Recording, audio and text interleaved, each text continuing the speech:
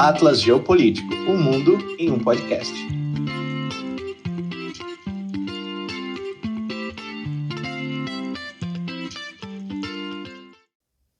Tudo bem, Borsal? Matheus, como é que tá? Tô bem, e você? Tô ótimo. Aqui estamos com bastante calor, mas o assunto que a gente vai falar hoje é um assunto um pouco mais gelado. Então, bem-vindo a todos ao nosso Atlas Geopolítico, com o segundo episódio de 2026, o 10º episódio do Atlas Geopolítico. É um marco. É um marco. De 10 para 100, de 100 para 1000. E nós vamos falar de um tema super atual, um tema que escalou durante janeiro, né, esse começo de 2026, que é o tema da Groenlândia. E a gente pegou aqui no começo, só te cortando, uma foto clássica, né, de Donald Trump, Marco Rubio e J.D. Vance no território da Groenlândia. Se você pudesse encostar um pouco, professor, você vai ver aqui, né, Greenland, território norte-americano estabelecido em 2026. E esse assunto é um assunto... Este é estabelecido? É, estabelecido. Eu aprendi isso agora. Established. Então, aprende-se muito com bom. Atlas. E nós vamos então falar sobre as pretensões de Donald Trump em relação à Groenlândia. À medida que a gente conversa sobre esse assunto, já fiz um Geopitaco sobre isso, as coisas mudam, né? Então pode ser que entre gravar e postar o nosso podcast na sexta-feira, algumas coisas já estejam um pouco ultrapassadas, não é mesmo? Até porque o principal personagem da história toda, que não é uma novidade no Atlas Geopolítico, Donald Trump, tem ideias novas a cada hora. Uhum. Né? Então, pode ser que ele se esqueça da Groenlândia, pode ser que ele passe a mirar outro lugar, mas pode ser que amanhã ele resolva fazer um ataque. A gente não sabe. Um sujeito errático, vamos dizer assim. Só que eu acredito que para entender o que está acontecendo na Groenlândia, os interesses norte-americanos, os interesses europeus, a gente precisa mergulhar um pouquinho mais, não só na história da Groenlândia, mas o que é a Groenlândia. Você poderia, portanto, nos dizer um pouquinho mais sobre essa região que o Trump chamou de um pedaço de gelo? Claro. Bom, a Groenlândia é a maior ilha do mundo. Ela fica no Ártico, para os mais íntimos, o Polo Norte, né? A Groenlândia, que nós costumamos lembrar dela como uma imensa massa de gelo à direita, né, ou a leste dos Estados Unidos e do Canadá. É de fato gigantesca, são 12 milhões de quilômetros quadrados, mas a projeção daquele mapa mundi clássico que todo mundo tem na cabeça, ela leva ao erro. Na verdade, ela parece ser maior do que o continente americano, né? Do que o continente sul-americano. Mas quando você compara de fato as áreas, ela é muito menor. Ela é muito menor do que ela parece ali. Mas na projeção ela parece maior que o Brasil. Parece maior do que o Brasil. Né? Mas eu não sei, eu diria que ela deve ser provavelmente menor do que Minas Gerais. Tá. Não sei, precisaria ver, mas deve estar ali. Pau a pau com Minas Gerais. Minas Gerais é um mundo, né? É um mundo. Se é. E a Groenlândia, ela tem se tornado alvo de tanto debate porque ela é uma ilha que tem 60 mil pessoas, então não tem necessariamente uma imensa força de defesa, um grande desenvolvimento, uma grande capacidade de explorar seus recursos. A gente ainda vai debater se ela deve explorar esses recursos ou não. Mas ela está numa região geopoliticamente fundamental. Por quê? Porque o aquecimento global vem reduzindo a camada de gelo. E à medida em que a camada de gelo vem reduzindo, novas rotas marinhas surgem. Marítimas surgem.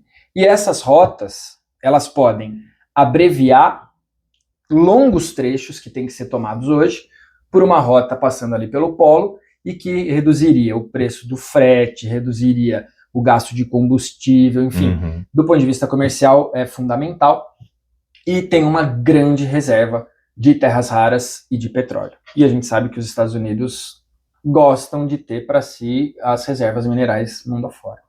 Apesar do Donald Trump, no último discurso em Davos, na Suíça, né, na semana passada, ter falado que não tem interesse em terras raras, em minerais, até porque eles são de dificílima exploração por conta, né, do gelo, da condição climática da Groenlândia, mas a gente sabe que há um interesse bastante grande por esses recursos energéticos. Eu queria só lembrar para os nossos ouvintes que Esses dois polos que nós temos, Polo Sul e Polo Norte, a Antártica, que é muito maior que a Groenlândia, né?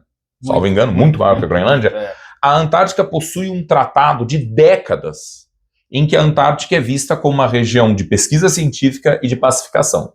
Então ela está regulada pelo direito internacional, ela está protegida por vários tratados de regulação. Tudo bem que a gente pode falar que esses tratados hoje têm perdido sua eficácia, a sua validade, mas esse é um outro assunto. Enquanto que o Ártico e a Groenlândia não têm regulação.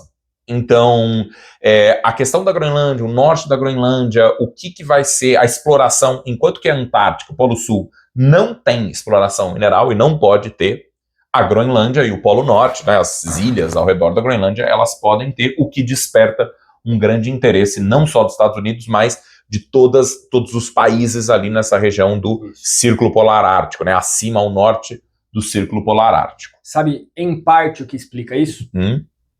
O Polo Sul tem terra. Então, essa terra do Polo Sul poderia ser explorada, mas aí ficaria a pergunta, por quem?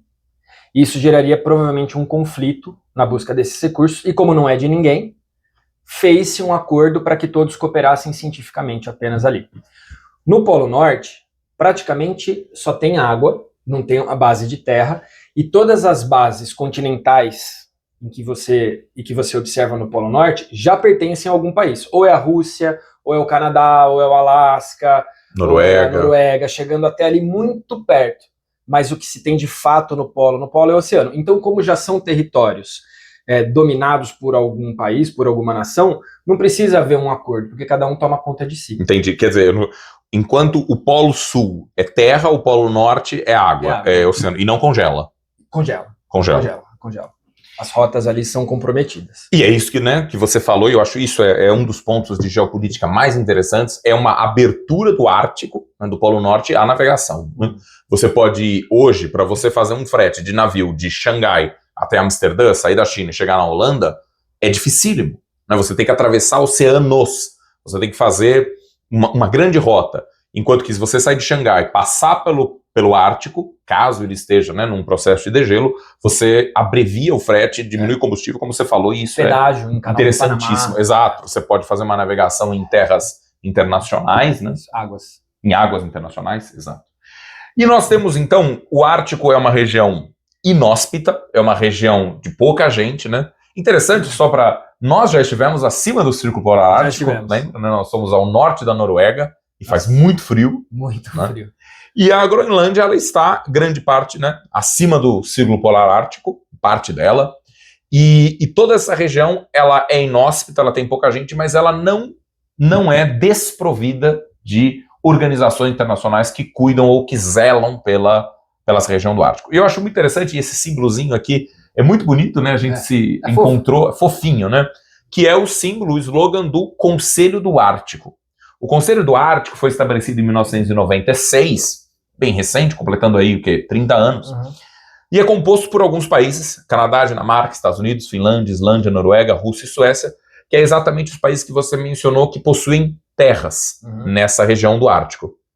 E esses países, eles se comprometem nesse Conselho do Ártico a preservar as populações indígenas, né, as populações autóctones, esquimós que ali vivem, preservar a fauna e a flora, preservar as águas e cuidar de pesquisas científicas. Então é um conselho que visa uma região de pacificação, de exploração científica, mas que esse Conselho do Ártico ele está cada vez mais, né, tropeçando em interesses que não são apenas interesses científicos ou pacíficos, que é o que a gente vai comentar. Além disso, nós temos outras duas organizações que possuem países, esses países aí que têm terras no Ártico, que têm interesse, que são a OTAN e a União Europeia. Fala um pouquinho da OTAN, eu acho que é o mais importante deles, né?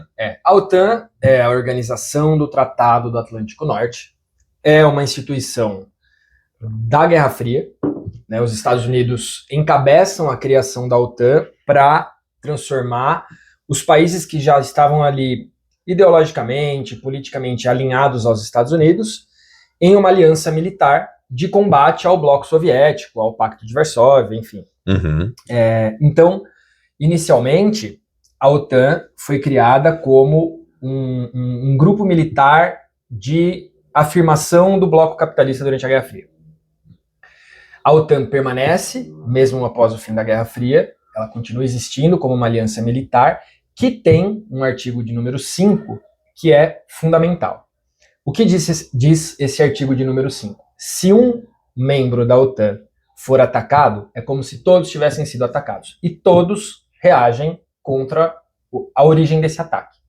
Então a OTAN, ela traz aos seus membros a segurança do medo de um desses membros ser transformado em alvo, porque, evidentemente, o revide vai ser muito forte, inclusive com os Estados Unidos fazendo parte dela. A maior potência militar está dentro da OTAN. $1 trilhão é o que pretende o Donald Trump de gastos, de investimentos em segurança. E isso é muito maluco de se pensar, porque hoje o gasto ou investimento, veja como quiser, militar dos Estados Unidos já é maior do que a soma de todos os outros países. Então, da OTAN? Do mundo. Do mundo. É interessante a gente pensar na OTAN, e a OTAN, né, vem sendo alvo do Donald Trump. Ele diz, nós já fizemos muito pela OTAN, a OTAN não existiria se não fosse os Estados Unidos, e ele exige que os países membros da OTAN, são 32 desses 32, 2 no continente americano, Estados Unidos e Canadá, e todo o resto, os 30, na Europa. Vem exigindo que os gastos anuais com militares chegue a 5% do PIB, essa é a proposta, ainda não está nisso, para que a OTAN seja uma força militar cada vez mais forte, cada vez mais unida, para enfrentar ameaças possíveis. A gente sabe de quem, né? Ele está imaginando a China, ele está imaginando a Rússia, claro, né? Continua sendo, né, o conflito da Guerra Fria. E é exatamente essa questão de que a Groenlândia está ligada à Dinamarca, a Dinamarca faz parte da OTAN, qualquer ataque à Groenlândia seria um ataque a um país da OTAN.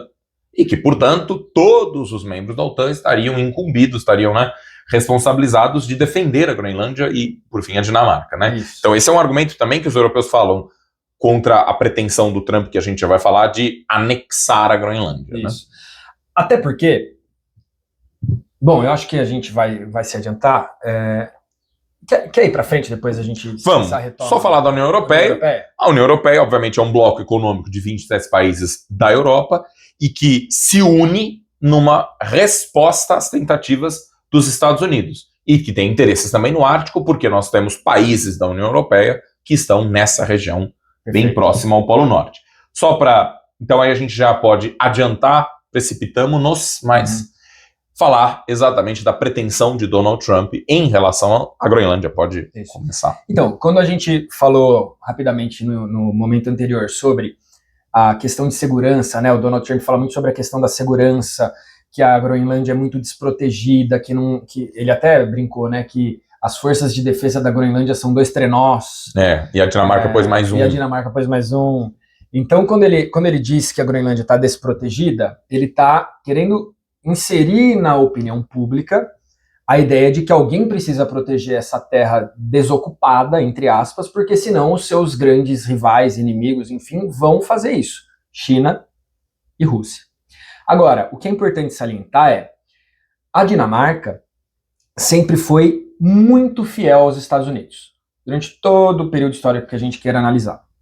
E, além disso, por haver essa fidelidade, por haver essa parceria, essa aliança, os Estados Unidos sempre puderam, na verdade, militarmente, ter presença na Groenlândia. Então, defesa não é o ponto a ser argumentado aqui, porque isso já é uma coisa permitida por parte da Dinamarca para os Estados Unidos. Além disso, se ele, de fato, atacar a Groenlândia para anexá-la, que já foi uma possibilidade que ele ventilou, ele está rompendo com a OTAN. Será que ele não vai estar mais protegido de Rússia e de China com toda a Europa, que tudo bem, não é tão rica e tão poderosa militarmente quanto os Estados Unidos, mas que tem uma relevância. A Suécia é uma potência militar, enfim, a França. Será que ele não está mais protegido, inserido na OTAN, e mantendo as suas ações militares na Groenlândia? Porque não vejo sentido nesse rompimento com a OTAN. Então, por isso, outros pontos acabam surgindo, além do argumento principal do Trump, que é a questão da segurança nacional. Então, você quer? Eu queria comentar, é uma situação tão fora do mundo, ela é bizarra, pela seguinte razão. Se os Estados Unidos atacarem a Groenlândia, né, eles estarão atacando um membro da OTAN. Eles estariam, em tese, um aliado da OTAN, entrando em guerra contra os seus maiores aliados. Eles estariam entrando em guerra contra a Grã-Bretanha, a Inglaterra, contra a Dinamarca, que mandou tropas para o Iraque, que mandou tropas para o Afeganistão. Eu vou ainda além, né? Você estaria rompendo uma aliança histórica entre Europa e Estados Unidos. Nós não estamos falando de um parceiro comercial distante, não. Nós estamos falando de quem vai com você para a guerra. Estamos falando do Canadá, né? Que é aliado melhor que o Canadá. O Canadá é ótimo estar ali no norte. País tranquilo. Tem se posicionado recentemente, pós-polêmica da Groenlândia, principalmente, contra os Estados Unidos. Exatamente. Teve um discurso pesadíssimo e interessantíssimo do primeiro-ministro canadense. O Mark Carney. Terça-feira? Em Davos. Né? Quinta-feira, não sei. Em Davos. No final de semana, em Davos, na Suíça. Antes do Trump. Eu só queria complementar dizendo o seguinte, o Trump, falando de Davos, ele descartou as ações militares. Né? Então, naquele bem estilo Donald Trump de falar uma coisa, depois voltar atrás, e ele ameaçou os seus aliados, estou falando de França, estou falando de Grã-Bretanha, estou falando de Alemanha, de uma taxação muito alta, que começaria em fevereiro e aumentaria em junho, caso eles não acordassem ceder a Groenlândia. Ele voltou atrás, né? Ele disse que ele não vai tomar a Groenlândia à força, e recuou nas tarifas. Né? Então, aquilo que a gente já falou, ele faz uma coisa, promete uma coisa, depois tira. Mas o fato é que o discurso é um rompimento de alianças históricas e alianças muito bem estruturadas. Né? Aqui a gente vê a primeira-ministra, né, chamada Mette Frederiksen, né, da Dinamarca, que a Dinamarca se coloca totalmente contra isso. A gente vai falar um pouquinho sobre a Dinamarca. Né? Então, evidentemente, não tem como não surgir a ideia de que pode ser que o Trump tenha interesses outros além do que ele divulga, que são os interesses relacionados à segurança nacional. Como, por exemplo, os recursos naturais da Groenlândia, que a gente já citou, são grandes reservas. Tudo bem, é difícil de explorar hoje. Exato. Hoje. Mas a médio e longo prazo, com a redução da camada de gelo, cada vez com o aumento da tecnologia. Ou as duas coisas, combinadas. Né? Na verdade, pensando em planejamento estratégico, é uma ideia muito boa ter recursos sob a sua tutela, vamos dizer assim, que hoje nenhum rival vai poder pegar e daqui a pouco quem vai ter a tecnologia para explorar vai ser você. Sim. E hoje não são os Estados Unidos que explorariam. Isso pertence a outra nação. Sim. Né? Falem. Acho que a gente pode até aventar uma possibilidade que é um pouco estranha. Que a Groenlândia, todo esse discurso, não vamos invadir a Groenlândia, vamos taxar os europeus, seja um subterfúgio para você desviar o assunto de outras questões, tanto internas quanto externas relacionado aos Estados Unidos. Então, ameaça, cria-se uma cortina de fumaça para assuntos, e aí, não, eu volto atrás, e com isso, talvez o Trump, ao ameaçar invasões, ao ameaçar tarifas, ele consiga aquilo que ele realmente quer, desde o início, que seja uma expansão das bases militares na Groenlândia. Né? E que se ele simplesmente chamasse o pessoal para uma cerveja e dissesse, olha, eu queria pôr uma base militar na Groenlândia, o que você acha, Dinamarca? A Dinamarca ia falar, demorou. Tudo bem, né? E eu escutei no Bom Dia da Folha de São Paulo, essa semana, ou a semana passada, que inclusive o Trump, que sempre teve ares um pouco mais autoritários, né? Ele está repetindo um comportamento comum em líderes que têm ações militares bem-sucedidas. Ele acabou de ter uma ação militar bem-sucedida na Venezuela, e isso dá a ele a confiança de que ele poderia fazer isso de novo em outro lugar. Essa autoafirmação. Então, em poucas horas, ele capturou, sequestrou, enfim, use o termo que quiser, o presidente de outro país. Isso se é certo, se é errado, se está dentro da lei. É cinematográfico. Né? É um sucesso militar. Né? E ele sabe que 2026 traz para os Estados Unidos a comemoração de 250 anos da sua independência. 2026, 250 anos da independência, com o grande presidente Donald Trump trazendo mais 10 milhões de quilômetros quadrados de recursos, de rotas marítimas, de poderio militar.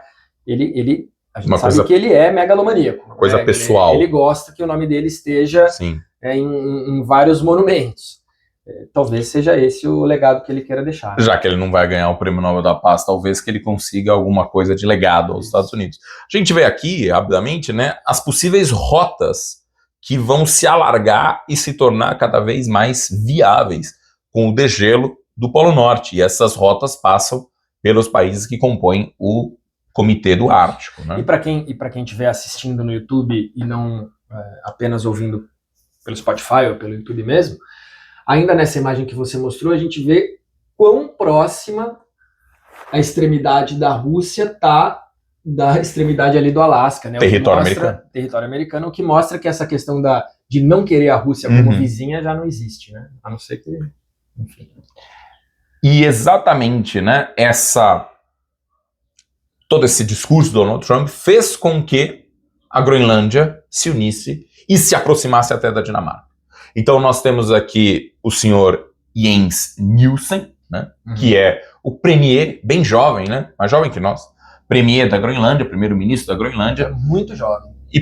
Muito jovem. E passeatas dizendo que a Groenlândia não está à venda, seja por invasão, seja por compra. A Groenlândia, a população groenlandesa, não quer se tornar mais um estado norte-americano, não quer se tornar parte dos Estados Unidos, né? E é o que a gente já falou, eles sempre tiveram uma base militar na Groenlândia, a base militar de Thule, que desempenhou um papel fundamental durante a Guerra Fria, porque de proteção, né, a possíveis ataques soviéticos, que hoje chama Pitufik, não sabia disso, né, essa base mudou de nome, mas se pode colocar bases militares nesse imenso território de gelo, não vai ser anexado aos Estados Unidos, não vai começar a falar inglês na Groenlândia. E essa base militar, que hoje é oficialmente chamada de base espacial, é uma base de segurança do espaço aéreo. Né? A gente sabe que é para isso que ela está ali. Fiscalização, sensoriamento do espaço aéreo circundante dos Estados Unidos ali. E é uma base operada em cooperação dos Estados Unidos e Dinamarca. Por que ameaçar um país que deixa você colocar amistosamente e ajuda a operar uma base militar no próprio território? Isso é muito... E aí nós vemos uma grande reação, né, da Groenlândia e uma reação também dos países europeus, né? Especialmente da própria Dinamarca, né? Os 5 partidos que têm cadeiras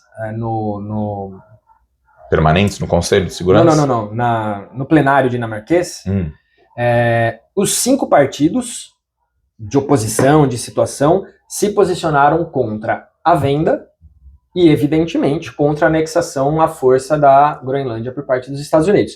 Então, isso até também é um comportamento esperado, né? Quando surge um inimigo comum, as pessoas se unem e nesse aspecto, o Trump vai encontrar uma resistência grande, porque mesmo partidos ideologicamente alinhados ao que propõe o Trump economicamente e culturalmente, enfim, se opõem ao que ele está propondo agora. E a gente citou rapidamente a União Europeia atrás, né, na nossa fala. A União Europeia vai dar suporte à Dinamarca, economicamente, financeiramente, comercialmente e o que for necessário. Porque a União Europeia é extremamente integrada. As bases econômicas, comerciais de cada país europeu que faz parte da União Europeia dependem muito desse bloco.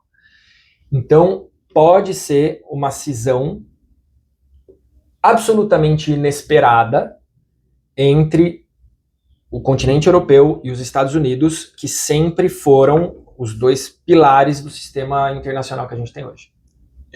Eu acho que, além de nós falarmos da questão da Groenlândia, né, aqui nós vemos desembarque de tropas aqui em Nuuk, que é a capital da Groenlândia, acho que além disso, todo esse discurso, essa rivalidade que surgiu quase que do nada entre Estados Unidos e União Europeia e países tradicionalmente aliados, faz com que a União Europeia busque outros aliados. Não faz com que a União Europeia se volte comercialmente, culturalmente, para o Sudeste Asiático, para o Mercosul, né? Então nós temos é claro que os países não ficam parados, né? Então nós temos acordos, nós temos aproximações, e é muito interessante ver como a geopolítica funciona, e a gente tenta trazer isso aqui para o Atlas Geopolítico, de que uma atitude de um lado, ela repercute em novas associações, em novos acordos comerciais, culturais e inclusive militares. Então, é uma mudança bastante grande do cenário do mundo, mas não significa simplesmente o fim do mundo ou o fim das alianças. Significa novas alianças, significa novos acordos, novas aproximações. Poxa, ali no Sudeste Asiático tem a Tailândia, tem o Vietnã, eu posso ter um mercado novo, eu posso falar com o Mercosul e obter venda de produtos e obter carne mais barata. E mercados consumidores imensos. Exatamente. Uma das alianças improváveis é a Dinamarca convidar países e liderar exercícios militares de uma aliança ali, de um grupo de países na Groenlândia. Isso não tinha por que acontecer. É um local pacificado, um local sem grandes ameaças, exceto pelo seu aliado, os Estados Unidos. Então, França, Suécia, Alemanha, Noruega, Holanda e Finlândia enviaram tropas à Groenlândia, que é esse terceiro trenó que o Donald Trump menciona, para fazer exercícios militares. Mas isso nada mais é do que uma demonstração de ocupação, de que não é um território abandonado, de que é um território que é capaz de se defender. É claro que ninguém espera que eles vão defender militarmente, mas é uma reação, né? É uma resposta, é um recado, vamos dizer assim. Exato. Olha, a gente está aqui, a Groenlândia não está nem à venda e nem aberta à ocupação. E não é um terreno baldio. Não é um terreno baldio, exatamente. É um terreno bastante grande e que, acredito, né, vai desempenhar cada vez mais força. Né? Quando a gente fez o nosso primeiro vídeo de 2026, e eu coloquei ali, eu acho que a Groenlândia termina o ano como ela começou, ou seja, fazendo parte da Dinamarca. E acredito nisso, né? Até vimos o recuo do Donald Trump em invadir, mas não o recuo em continuar falando da Groenlândia, talvez já adquirir a Groenlândia, e nós vamos ter que acompanhar como que vai desenrolar essa história Estados Unidos-Groenlândia. Que não é previsível, e não é previsível até pelos argumentos usados. Né? Um dos argumentos do presidente dos Estados Unidos foi que a dominação da Groenlândia é psicologicamente necessária. Seja lá o que isso seja. Olha, temos muita coisa, né, nesse começo de 2026. A Groenlândia é um assunto que surgiu e que vai estar em pauta. Demos aí algumas ideias, acho que todo mundo pode comentar e dizer, bom, qual é o verdadeiro interesse? É mineral, é segurança nacional, é subterfúgio para alguma outra coisa? E convidar os nossos ouvintes a comentarem, curtirem, compartilharem o nosso podcast para que ele cresça e para que mais pessoas tenham acesso a essas discussões que a gente acha tão interessantes de geopolítica. Exato. Então agradecemos, né, a todos os nossos apoiadores, seguidores, ouvintes, espectadores. Agradecemos a Contact, que nos ajuda aqui com a estrutura para que o podcast possa acontecer. E é isso, né? É isso. Atlas Geopolítico. O mundo em um podcast. Valeu.